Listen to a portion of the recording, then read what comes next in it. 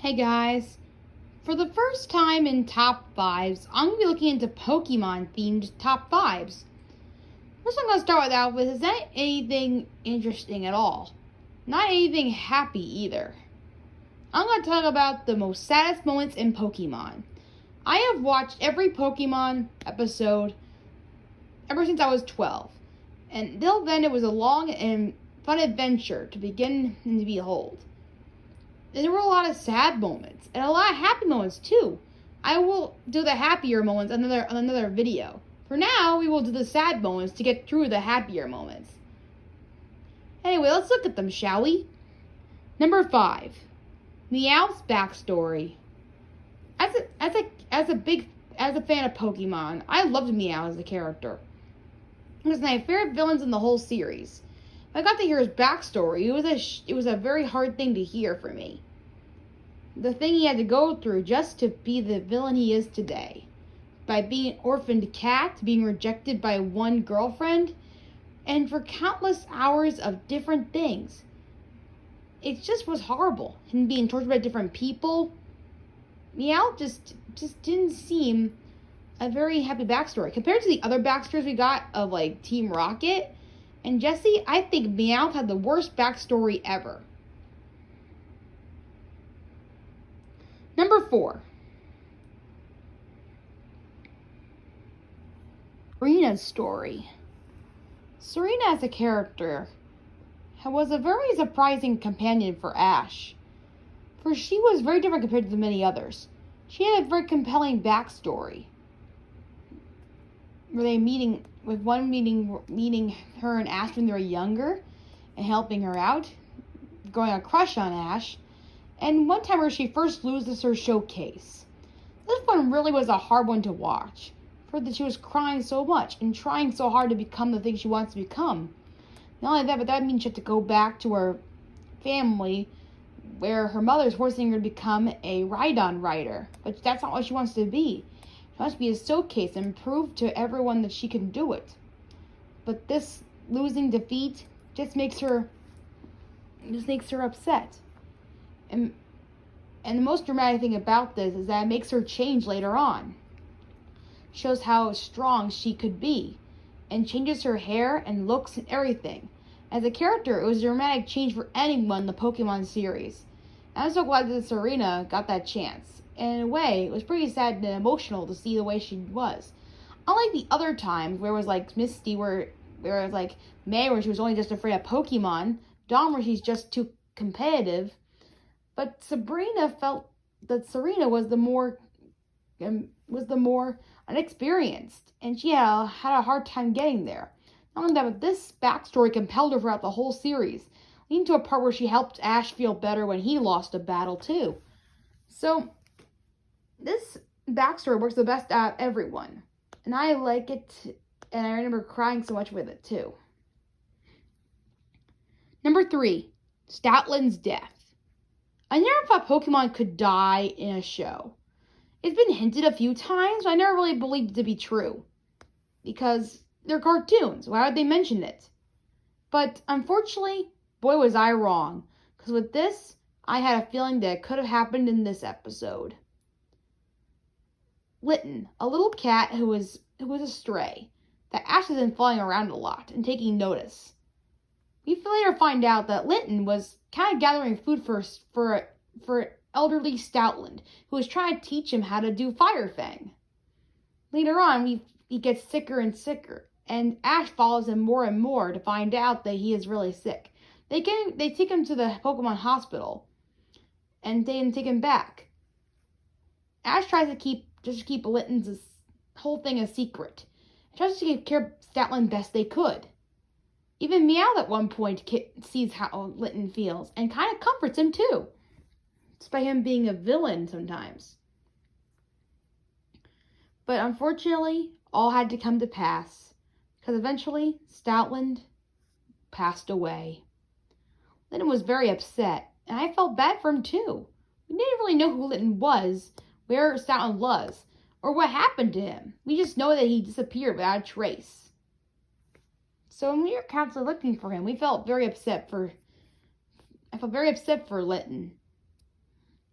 But the greatest thing about this episode is the ending, where Linton knows that he's dead, but then he looks up to the sky and sees Stoutland in the sky with a rainbow and a tree as a symbol of it.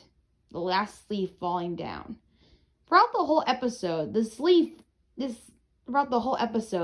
leaves, the tree was like a symbol of Stoutland's life. And each leaf kind of fell, and you could tell. So this backstory really shows that Pokemon can die, but in a way where it's very peaceful, just like we. Number 2, Bye Bye Brother Free. This is one of the first episodes I ever seen that was actually pretty upsetting to me. Seeing Ash catch his first Pokemon, raising it, and having it to set it free. I know there was one part where he tried to trade his Pokemon, but he got it back because he cares so much for Butterfree. You never get the first Pokemon you capture. The same way with Ash. He raised Butterfree to become a great Pokemon, and he set him free. No questions asked. It was very heartwarming to see him find his love interest for sure, and having to go up together forever. This has always been a special place in my heart, this episode. And I'm sure a lot of people will feel the same way about this one, because nothing captured so much than the others. Number 1, Charizard. Charizard's story is nothing but incredible. Charizard is one of my favorite characters in Pokemon. There's a good reason why. He started off as abandoned by his own trainer as a Charizard, having Ash and his friends to rescue him. Eventually, Charizard chooses to come with Ash, just kind of Ash on his group. For most of his time as a Charmander, he actually listened to Ash real well. But as he started becoming a Charmeleon, he stopped listening to him. And I think part of that reason was because he didn't really trust him. I think when he got abandoned by that trainer, he had trouble trusting other trainers and wanted to be stronger by himself. Not only that, but I don't think he wanted to battle other weaker, because I feel like he was slowing him down. I think he felt like that he battled a weaker Pokemon, it was wasting his time. He felt like all these things were wasting his time enough to be a stronger Pokemon. I think when he was a Damien, and when he was abandoned, he felt like he wasn't strong enough. So he needed to battle harder. So I feel like maybe he felt like all this was wasting his time, so he wanted to do better. I feel like the life of Damien pushed him to do more in that way. Maybe a little too much. And it was too much for him once he got down that ice and actually to heal him from those wings. It was then that Charizard realized how much Ash actually cares about him, and that it's not wasting his time, because he actually cares for him. Charizard realized that it's going to take time for him to become strong, and every now and then he has to fight a weak Pokemon. And he can't push himself to become stronger. He has to do it by himself. Especially when he was trying to be hard to be a part of the Charizard group when they got to that mountain. And they didn't let him go in so far. There was a girl that he really liked too. He was trying to show every Charizard that he could be strong. Even though it was so hard. Team Rocket didn't root for him at one point too.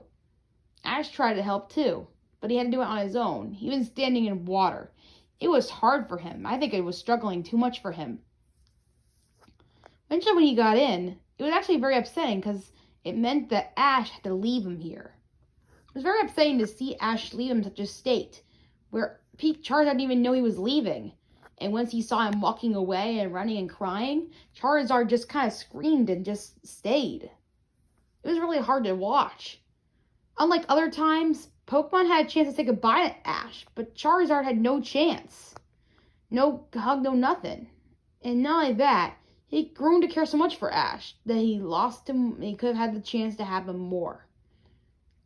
Charizard is a powerful Pokemon, and he had a lot to do with heartbreak and backstory. So, I gotta say, he was a pretty nice Pokemon for sure.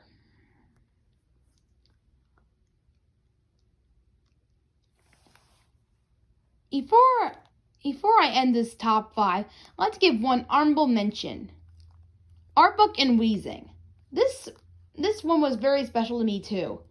I could have put it on the list if I wanted to, but to be fair, I just could not talk about this one at all. This one's just upsetting. I have met Arbok and Weezing were our first Pokemon we ever met with Team Rocket. And when they had to let them go, it was very upsetting to see. They had to help them guide these Pokemon away from danger. And they were forced to leave Jesse and James behind. But I didn't have to say goodbye either, just like Charizard, crying the whole way. It was really sad to watch. For sure. Anyway, that's the end of our top 10 of Pokemon. I hope you like it. There's a lot of sad moments, but don't worry, we'll get right back to top fives with Pokemon with happier moments next.